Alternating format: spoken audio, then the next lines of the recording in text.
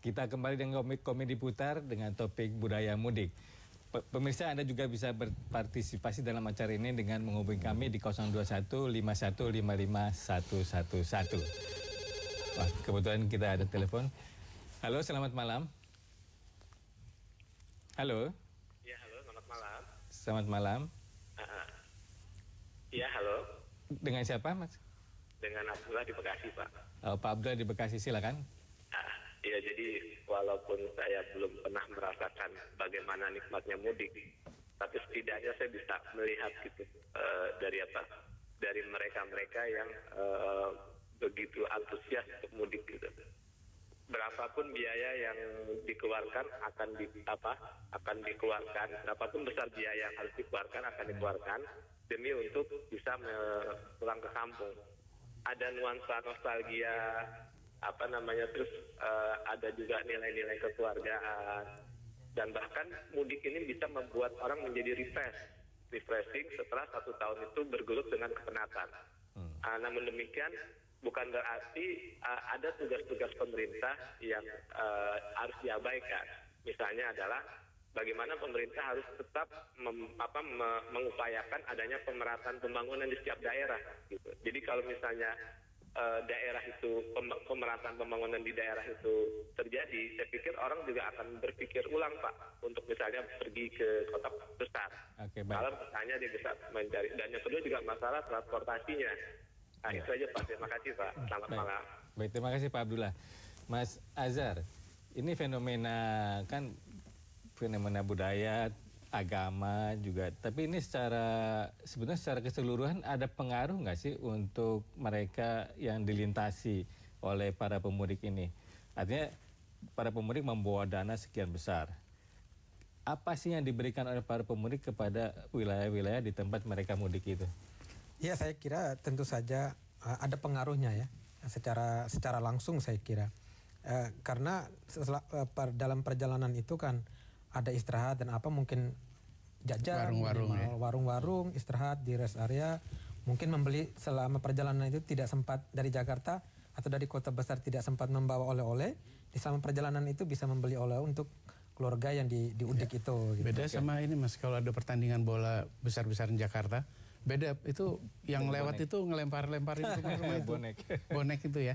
Ini beda sekali, ini orang baik-baik yang mudik ini jajan dia gitu. Kadang-kadang karena merasa yang banyak gitu bayarnya lebih gitu. Jadi ada dampak ekonomi yang luar biasa sampai triliunan rupiah ya. Sampai triliunan rupiah. Sehingga masyarakat yang jalur katakanlah dari Jakarta Pantura itu menantikan, merindukan datangnya waktu mudik itu. Ya, maunya mereka setiap tahun, setiap hari mudik ya. Setiap hari mudik ya.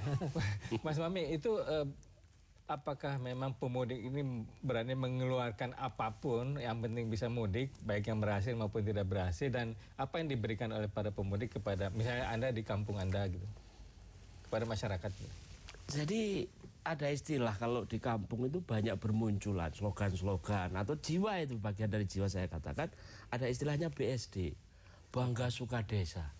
Bangga Suka Desa. Bangga Suka Desa. Itu kadang-kadang apa yang kita peroleh di perantauan ini, apa yang bisa kita berikan kontribusi terhadap desa kita, kampung kita, apa yang bisa kita lihat di situ, apa yang telah berhasil di kampung kita, apa itu masyarakat tolerannya, masalah semangat gotong royongnya masih terjaga sampai saat ini, dan itu juga bisa kita bawa, kita transfer untuk kita bawa, kita hidup di kampung sebesar Jakarta ini.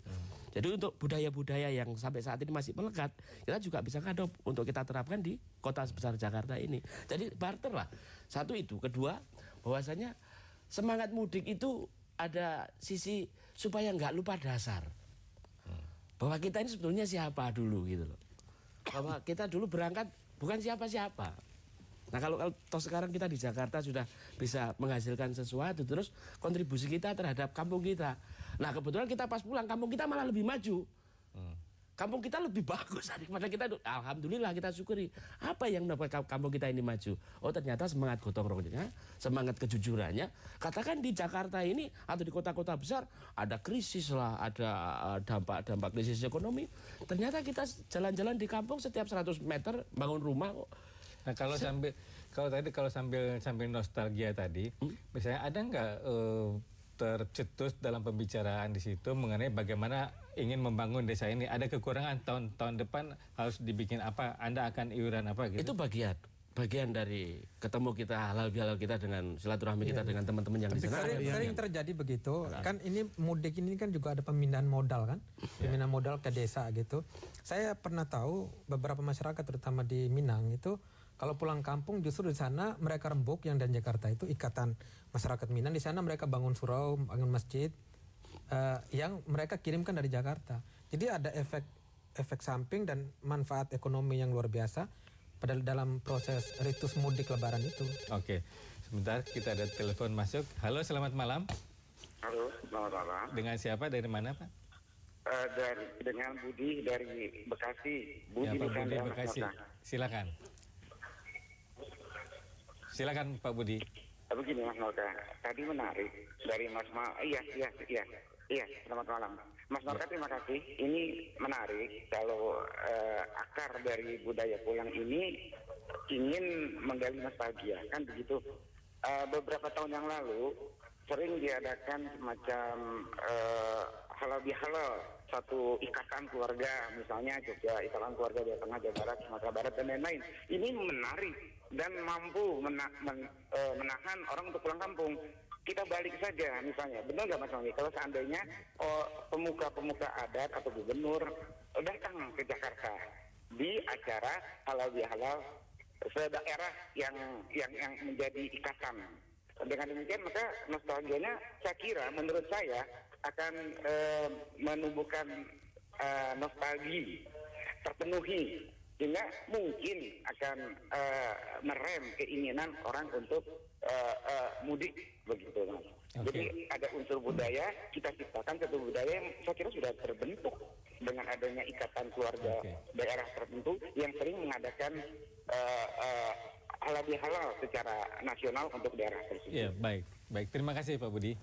Mas Hendro, ini tradisi yang sebetulnya positif untuk pemudik maupun untuk warga di kampung kan. Selain nostalgia, ada masalah ekonomi, ada kekerabatan, gotong royong, pemerataan ya. Tapi pemerintah, di mana tadi Anda mengeluh bahwa pemerintah tidak bisa memberikan pelapangan pekerjaan di daerah-daerah. Kedua, masalah transportasi ini setiap tahun udah ratusan orang meninggal. Jadi katanya kalau mau mati syahid pergilah mudik bukan begitu. Lebaran. Pembuat sepeda motor itu mendapat penghargaan dari BKKBN karena mampu mengurangi jumlah penduduk. Terus bagaimana transportasi itu? Karena begini, pada waktu angkutan mudik itu jumlah yang diangkut itu sampai pada hari-hari terakhir, artinya H-2 sampai H+2 atau H-7 sampai H+7, itu jumlah penumpang yang diangkut itu 100% dari rata-rata harian. Lalu kalau pemerintah melihat itu harus dipenuhi, ini sebagai saya lihat dari lapangannya, misalnya kereta api, ditambah sampai semua bisa ada tempat duduk pada waktu puncak itu. Lalu karena itu 100%, lalu pada hari-hari biasa itu akan idle, banyak sekali tidak terpakai. Dan selain itu juga pemerintah harus mengeluarkan atau operator, entah itu operator penerbangan atau kapal laut atau kereta api atau bis, harus mengeluarkan banyak biaya yang kemudian tidak produktif. Jadi memang ini dilema yang apapun yang akan dilakukan pemerintah itu nggak akan bisa memenuhi kebutuhan masyarakat. Hukum pasar di situ berlaku bahwa permintaan yang lebih banyak daripada penyediaan itu menimbulkan harga yang tinggi. Sehingga selain tadi kita udah bicara bahwa berapapun akan dibayar, tapi lalu tidak ada efeknya untuk pembangunan infrastruktur dan sarananya. Oke, baik, kita rehat sejenak. Pemirsa, Komedi Putar segera kembali, tetaplah di Jak TV.